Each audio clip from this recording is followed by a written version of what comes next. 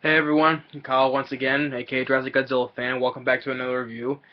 This time I'm gonna do things a little bit differently. For now, I'm gonna step aside from doing horror films for a little bit, and I'm gonna do some other different genre films.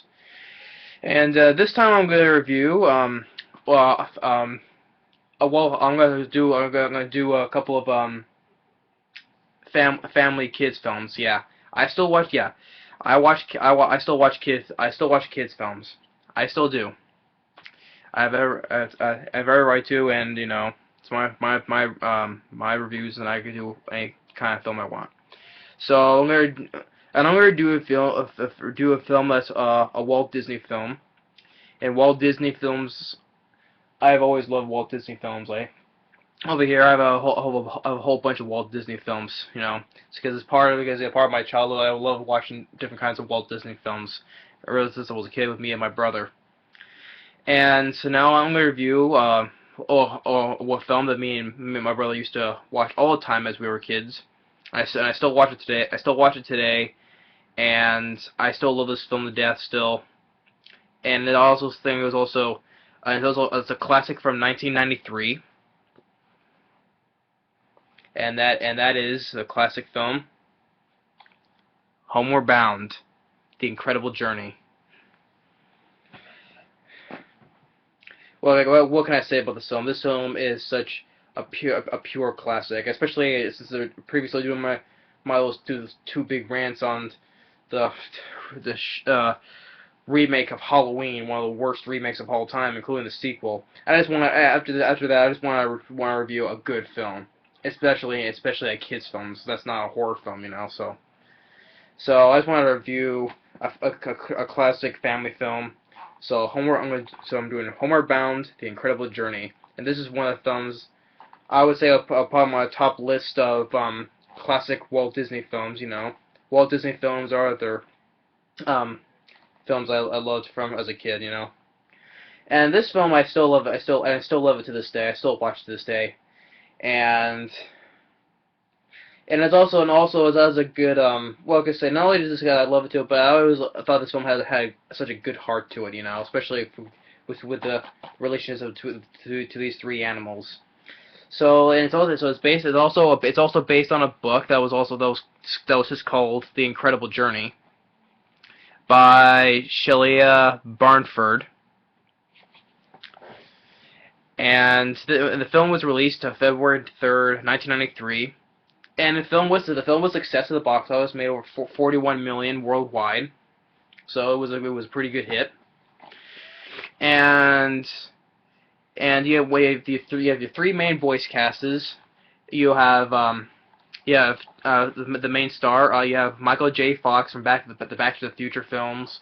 Michael J. Fox, he's the voice of Chance, the bulldog, American Bulldog. Sally Field, Mrs. Doubtfire, Lincoln. Among other films, as Sassy, the Himalayan cat, and the golden retriever Shadow is played by the voice of the late Don Ameche from Trading Places, and Ron Howard's Cocoon in the sequel. May he rest in peace.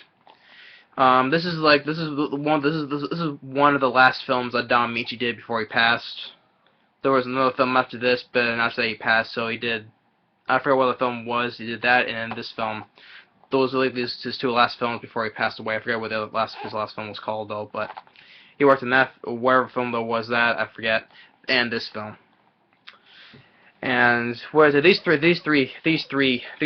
cast members as the voice of these three characters, perfect.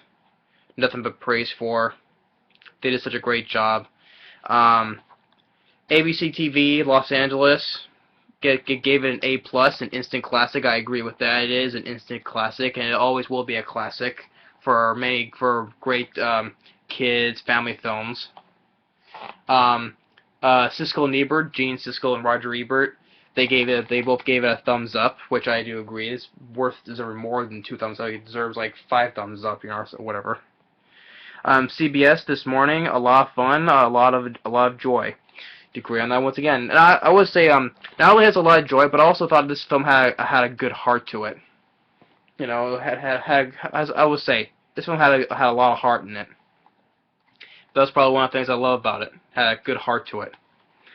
So the story is that Michael J. Fox is the voice of Chance. He was who was narrating throughout the entire film as Chance. He was once a dog that was always on the street, and he was always in the Pounds. He called the Pounds the bad place.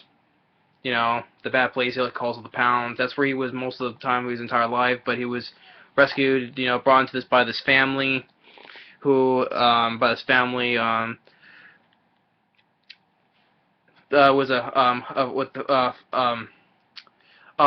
with their mother, three kids who were the youngest kid, Jamie, who owns Chance, and the middle child, a girl who owns Sassy, and of course the oldest son, Peter, his name Peter, who's best friend with Shadow, his best friend, and their mother is marrying a guy played by Robert Hayes from Airplane.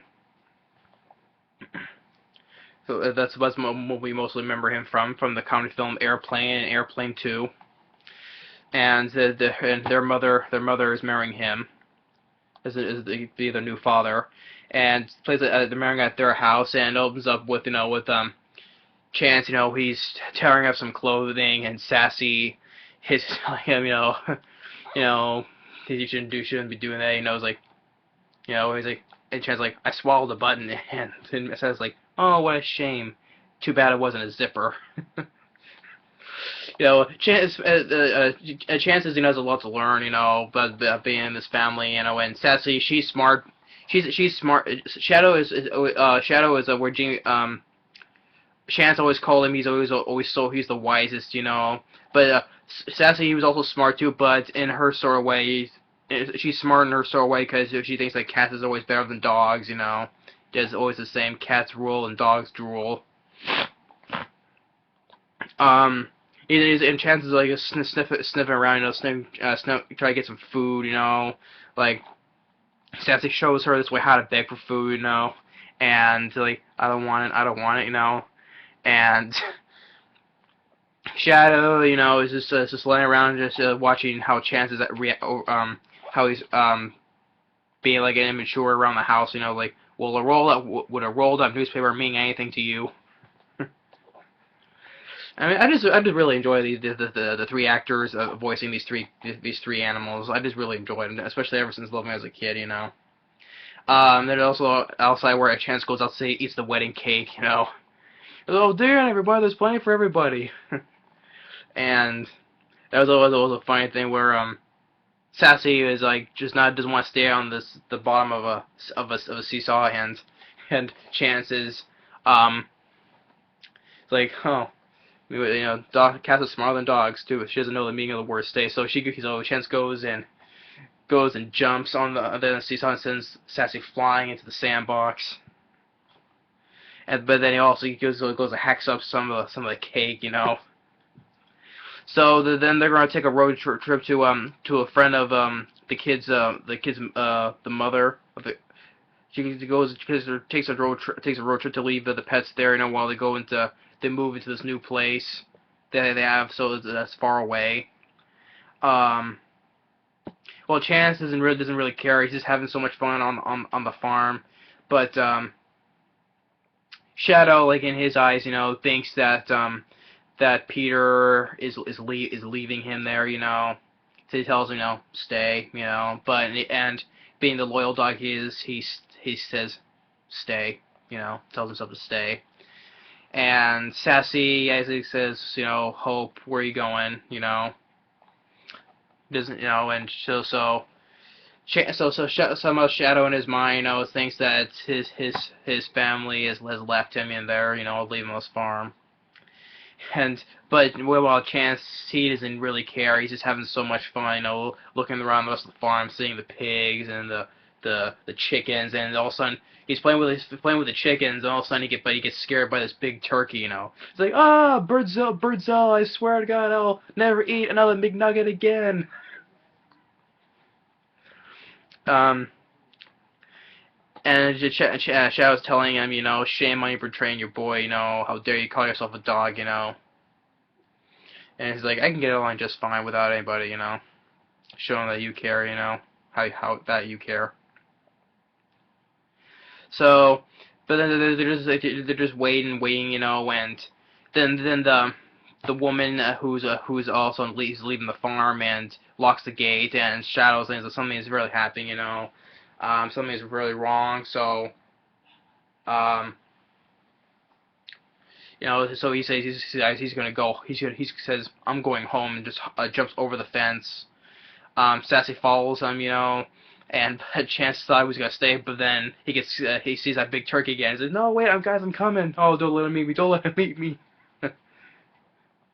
So this all three of them. This is the start of their incredible journey. So they start roaming across up to the mountains, which Shadow thought the home was straight over the mountain, but as they reach the top, they see a whole. I thought it was like a great view where it shows the whole landscape of the mountains and the wilderness. I thought that was a great shot of that, showing how great the wilderness landscape is. But Shadow still says he's still going home. So and Chance says, even that, I have to admire his faith. And again, it shows that whether they're walking through the woods and the mountains, it has a great musical score that I always fell in love with. Music by Bruce Broughton. As they're walking through the wilderness side, I just thought that. I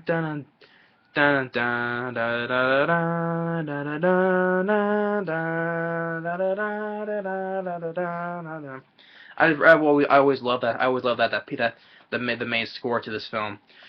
Such a great score. I really loved it, and it's like it was as it's still running. And Chance is like sniffing out the entire place, and he sees like a raccoon up on top of the tree barking at it, and Chance is like, oh yeah, if you bark at it, it'll ask you to come down and ask you to eat it. Pitiful. And he's checking out the inside of a log, and he smells something, and he gets scared of it. It was a skunk that was walking out of it.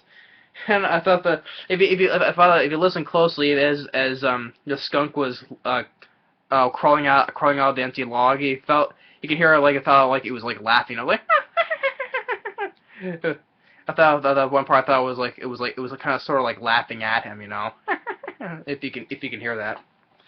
So the one night they're sleeping, trying to get some sleep, but the Chance hears something and thinks that something's out there, something big, and Shadow says, what is it? He asks Shadow what is it, and he says, moose probably. He's like, big razor-toothed animal that comes out to eat the tail of small animals. Yeah, that's what a moose is, yeah.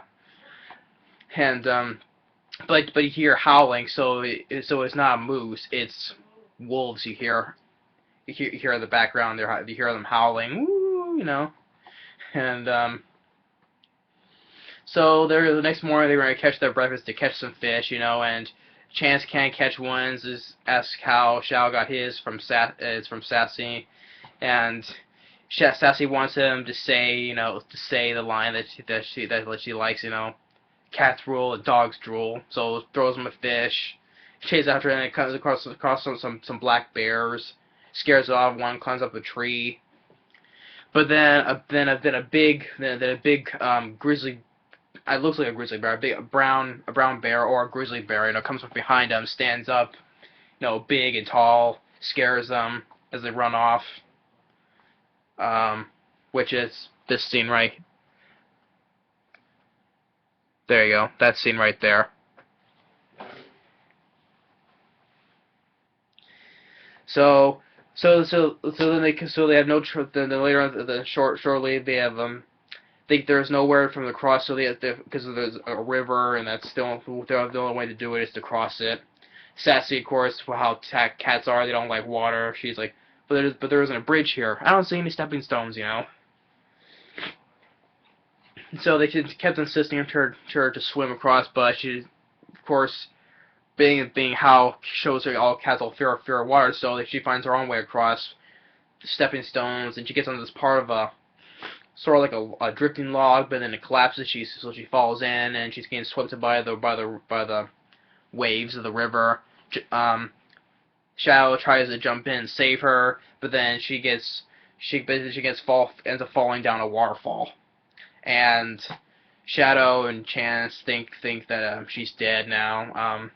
But it was in the evening, and Shadow says that it was his fault. You know, it was his responsibility. You know, saying like telling the history. You know, like if the wild dogs washed over man. You know, that's why they call us man's best friend.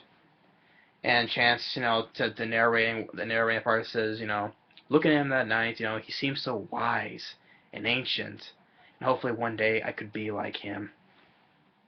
So yeah, so Chance does admire what Shadow's faith so much, saying that one day he could be like him, So they think she's dead. They're just gonna keep continuing without her. But then later on, like a bird watcher who's watching a bald eagle, finds her on the riverbed, picks her up. She's still alive, so it takes her to his cabin, cleans her up. She's saying Shadow very faintly, Just keeps saying his name repeatedly, and then it shows that the two remaining dogs. They're showing how they try to catch the food. Like they're trying to catch this bunny rabbit, and Chance misinterpreted what Shadow was saying. Wait till I say go. Go? Go? And he's like, no, he's looking after. He's like, there goes the bunny, there goes the pup, there goes breakfast.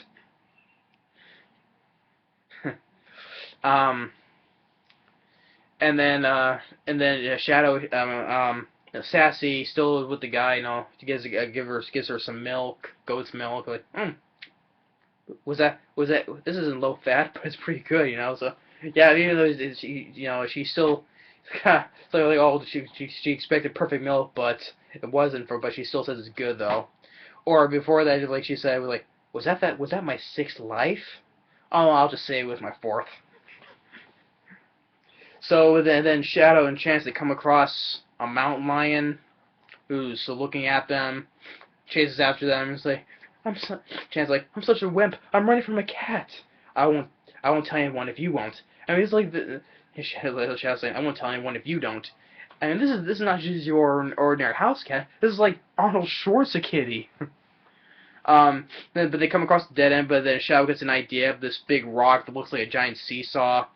So he has a plan, tells the lure mountain lion in to get on one end. And Chance jumps in and sends the mountain lion flying off the cliff and into the river. And he's like, they're all both barking in victory, and Chance yelling, cats rule and dogs drool. No. The line, dogs rule and cats drool.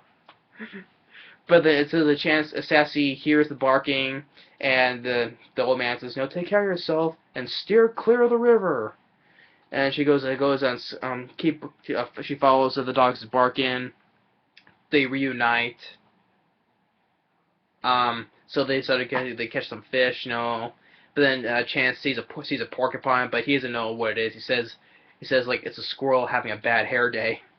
So he approaches the porcupine and starts walking away from. He keeps on following, but then the porcupine slaps his tail on a Chance's face, and he gets some of the spikes on the side of his face here, and they can't get the spikes out of him. And as he's walking away, Chance says, "Jerk." So then, and after while all this is going on, the family knows that the dogs and cat ran away. Peter goes to the police station, try to file missing reports on them, but the cop asks him to make some missing pets papers, you know, advertising for missing pets. Well, excuse me.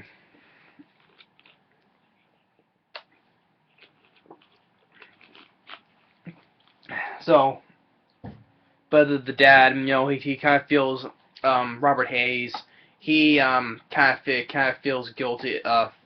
Feels so guilty, you know, about because it wasn't for them going out there, they wouldn't have to left him. But and especially what Peter said to him one night. So he decides to make the papers, to make the missing papers. Well, and all that, the three animals, they find this little girl who's gotten lost. She's crying. That then Shadow comes up to her to comfort her. You know, good dog. Always wondered how this. I always wondered how this girl would get lost. You know, but we don't know that though, because but so as the rest of the daughters, the girls, mom and dad and the rest of the search party are looking for her, you know, calling out her name. So the next morning, Shadow hears the people, barks and make them follow, and they find the girl. And then a couple of people recognize the pets on the flyer that they got. Shadow thinks they're going home, but they took him to the pound, which was what Chances always feared that what would happen.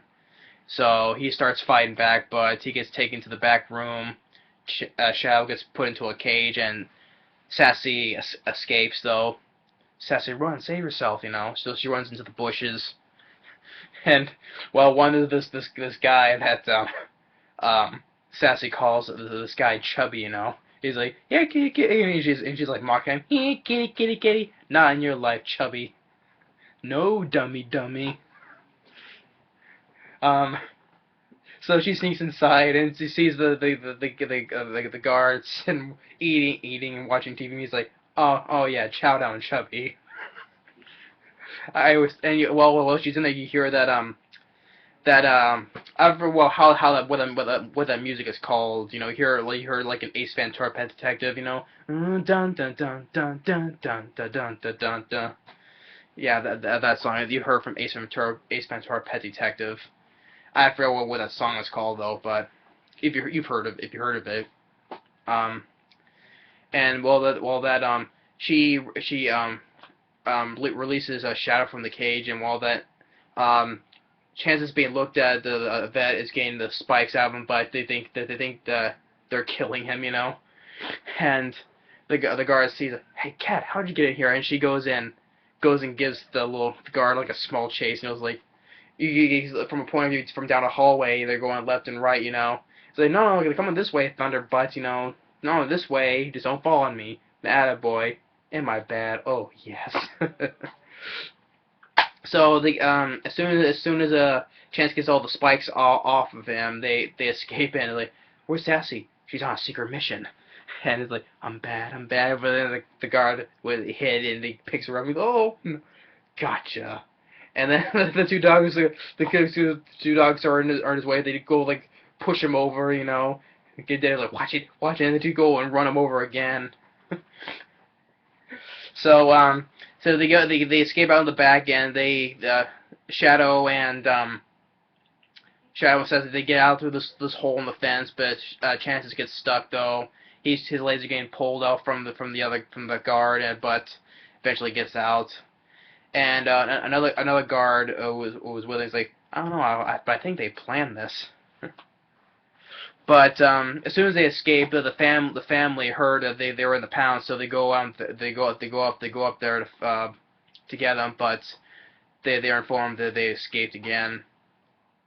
And then until the next morning, the three animals they finally get to the top of the mountain, and they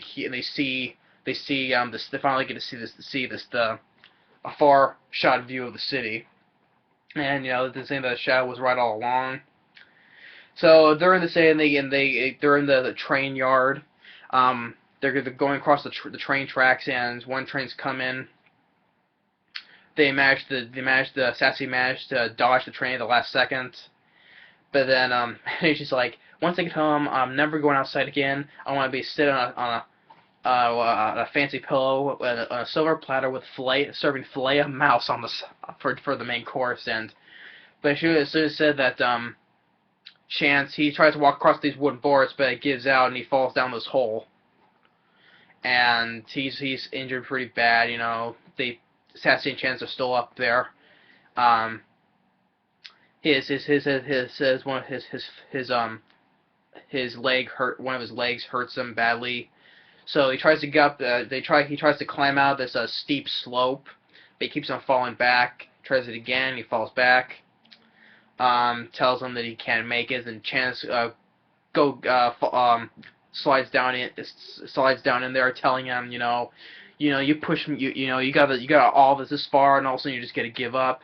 You push us this far, now I'm pushing you. Back when we were the woods, I thought we thought that the things that happened there was bad, and I thought you were too stubborn to quit. So he tells him to try again, but he says no, I can't do it. I'm too old, And Chance tells him that he loves him. I won't let you go. Tells him Shadow's telling him how to you gotta learn how to say goodbye. And Sassy is still looking down, from inside the hole. So the family is back in the house, ready to have dinner, while they hear barking and they hear barking, but they thought it was nothing. But Chance runs up first, gives Jamie a great big hug, sort of, but then the family are all excited to see him. And Sassy comes up next, and then Peter is looking back there, waiting for Shadow to come, but as he knows he's not coming, he was just too old, he was just too old, thinking that he didn't make it. So as he's turned, and this is what I thought was a pretty good, what I felt that this one had a good heart to it, is with you know that Shadow is gonna come, right? But it's like how he did, he slowly comes up the hill, and hear that subtle music score, dun, dun, dun, dun, that score. He was just like, he finally managed to get up the hill and finally sees, Peter. Oh, Peter, I miss you so much. I thought that was a great scene where Shadow finally manages to push himself up that hill and run towards his best friend, And Chance is saying, he was reunited with his best friend. He was a puppy again, And as everyone goes aside, and everyone starts to go inside for dinner, Chance stops for a second, thinking, I look back on everything, and he says, once in his life, he was home. And then he runs inside, and he says, turkey, turkey, turkey, turkey, And that's the end of the movie, and I just really love this film. This is a film I'll always love forever. And it's such a great film, that's everything. Me and my brother used to watch and enjoy this together as a kid, as kids. Still love it to this day. Still watch it. These Michael J. Fox, Don Ameche, Sally Field, fantastic as the voices of Shadow, Chance, and Sassy. Fantastic. I don't know what more I can say about their acting. Their acting about these characters. The family members: Robert Hayes, Kim Grice, and the three kids. They all did a fine job too. Like I said, the film made over 41 million worldwide. It was pretty successful. Had positive reception. Has 87% on Rotten Tomatoes, which I think is great.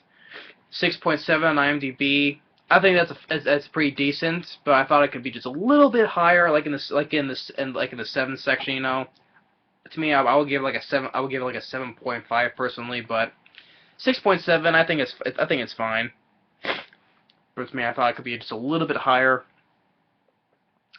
And of course, due to the success of the film, they made a sequel, which I'll get to in the next review. Homeward Bound 2: Lost in San Francisco. So yeah, if anyone else who loves Disney films, if you haven't seen this film, I seriously would advise checking out this film. If anyone who hasn't seen or heard of this film, but to those who have seen it, I won't have to say anything. You know how the film is. But I just love this film. So yeah, I just thought it was it's a change of things. Instead of just taking a break from horror films, just reviewing kids family films or other such. So I thought this would be a great way to just to get a nice change of pace of things for a while. So especially starting off with a great film like this. So I have nothing else to say. What can I say about this film? Homeward Bound: The Incredible Journey. Homeward Bound: The Incredible Journey. Love this film to death. I don't know more I could say. I'll say as many times as I want. I always repeat myself. Because if it's a film that is so great to you, why not just keep on saying it as many times as you want to, since you love the film so much? I think it's one of the greatest family films of its time. I think it still is. It's not dated at all. It's still if you watch it today, it still works.